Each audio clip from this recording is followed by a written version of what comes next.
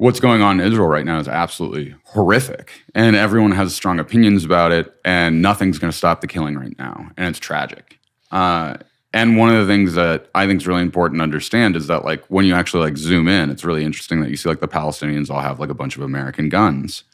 So like there's a very real connection and process of that, like my country created armaments and weapons of death. They somehow circulated around the globe and found themselves in the hands of Palestinians who are now using that to commit death and destruction around the world. And my frank truth is like, I want nothing to do with that.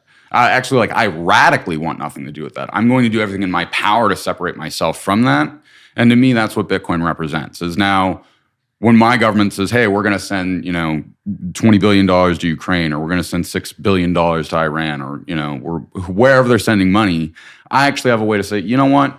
I'm not down for this anymore. I'm going to put my money in Bitcoin. I know you guys will call me criminal and do whatever you want to me. But to me, this is ethical. And like, if you guys were really just building roads and like doing good social programs, absolutely, I would be willing to come to the table. But you're not. You're using it for military weapons of war that are designed to destroy people. And now our idea of winning is a nuclear holocaust on the other side of the border where everyone and everything is completely destroyed and that area of the world can't be occupied for centuries. In the world of Bitcoin, Erik Cason is a true pioneer. His Bitcoin journey began in 2012, a time when this revolutionary digital currency was still a whisper among the tech-savvy. Afterward, he embarked on a remarkable trajectory that led him to Coinbase, where he dedicated 4 years to democratizing access to Bitcoin, breaking down barriers for the masses. But Erik's story doesn't stop at technology. It's a profound exploration of Bitcoin's philosophical role in personal empowerment and self-sovereignty. Erik has recently released his first book, Crypto Sovereignty, which is a collection of essays that delves into Bitcoin's essence, challenging conventional narratives and inviting readers to envision a world where individuals can break free from the modern shackles of the state, taking unprecedented control over their destinies. We've condensed down a recent episode of the What Bitcoin Did podcast with Erik Cason. Let us know what you think in the comments. 80% of our viewers are not yet subscribed, so if you enjoy this content, please help us reach more people by liking this video and subscribing to our channel for more videos like this every week. Am I wrong about Bitcoin? I really want to know. Because like, if I'm not wrong about Bitcoin, then I believe that this is the most radical apparatus that has ever put its hands in humanity, and that is the only thing that can save us from the potential annihilation of total war that we are eking towards closer and closer every day. As we were talking about the Israeli-Palestinian conflict before, what we're both watching there is absolutely horrific and is heartbreaking, no matter who is dying. And the simple truth is that we don't have any meaningful way to push back against that. And what I want to say is, with Bitcoin, there becomes the possibility of withholding your wealth from governments that are doing that. Is it going to end war tomorrow? Absolutely not. Is it going to end war on a total? Probably not. Does this radically limit the state's ability and capacity to be able to develop weapons and then utilize your money to finance those wars? I think it can if it integrates itself into a large holistic political movement. But we won't really know until we see something like that. At the end of World War II, what happened was I think we saw the complete annihilation of statism as we understand it, and its replacement with like a hyper state of legalized lawlessness that exists inside of a total state of emergency, where the entirety of the economy had been committed towards the development of war and accentuating that war, specifically in light of, there's the Cold War going on. We need to continue to escalate our arms race against the USSR in such a way. And what's really interesting is that, like, we got asymmetric cryptography out of this. So, like, all this development of crazy hyper technology for war got us all the way up to, like, where we are today with Bitcoin. And I think that that's, like, a really interesting and ironic development that, like, because, really the only thing that was more important in World War II than the development of computer for cryptic analysis was probably the development of the atomic bomb. But, like, secondary, like, developing cryptic analysis was, like, one of the most important things. And I find it very strange that somehow the preeminent weapon that was developed during World War II, like, broke itself out of its militarized cage and, like, was given to the people as, like, a defensive technique for them to protect themselves.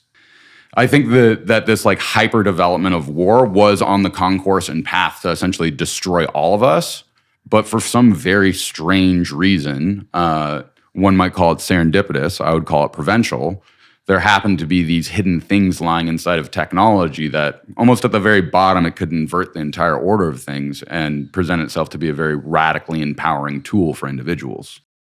And I think it's really interesting because like war is such a large and encompassing term. Yeah. And so like I've been using the term infinity war. And so for me, it's about breaking the infinity war, which is like this long and continuous thing that the state does in order to create international global conflict so that like arms individuals, you know, weapons manufacturers and all the other people, like all the other vultures can come in and, you know, sprinkle around destruction and make a bunch of money for themselves at the cost of everybody else. And so I think we get to break that apparatus. Do localized conflicts end? Probably not. Is there still going to be violence in the world? Absolutely. Do the incentives change in a very radical and different way to get people to the table in a way that they've never been before?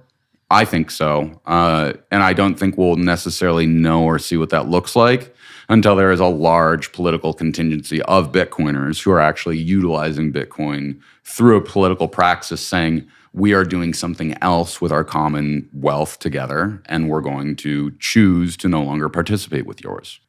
Each nation state today that's federated in such a way has a number of states underneath it. I want to radicalize those states underneath it to fight their own federal government, even cities. Like there's a totally new methodology that we can use to create a political form that, because of our current structure, like we can't actualize or try to make those new systems. And so like as an anarchist, part of what I believe is that like we have to tear down the nation state, one, to, you know, help make sure that humanity on a whole isn't endangered by this insane apparatus. But two is so that we can actually create the space to allow for the building of what comes after this. And the other thing I was going to point out is that like on a whole, it generally seems that like state, county, city governments are usually actually like relatively decent bureaucratic apparatus. It tends to be these federal nation states that have created these deep state programs and these like military counterintelligence programs that like this seems to be all of the really bad stuff. Yeah.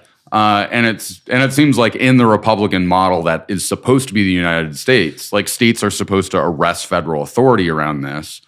But really since 1865, like we've sort of lived in this sort of weird territory in the United States where like it's not clear if the 10th Amendment actually has any substantial meaning. The reason that like we need the absolute power of the sovereign is that like without without that unifying component of the law, there's no arts, there's no science, there's no development, there's no economy. Like we can't have everything, and like life is short, nasty, and brutish like under the conditions of the state of nature.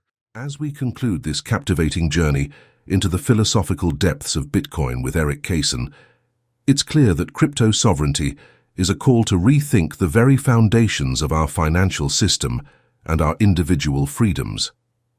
We hope you found this exploration as inspiring as we have, and that it encourages you to continue questioning, pondering, and envisioning a future where the power of Bitcoin transforms from philosophical concept to reality. Thank you for joining us on this intellectual voyage.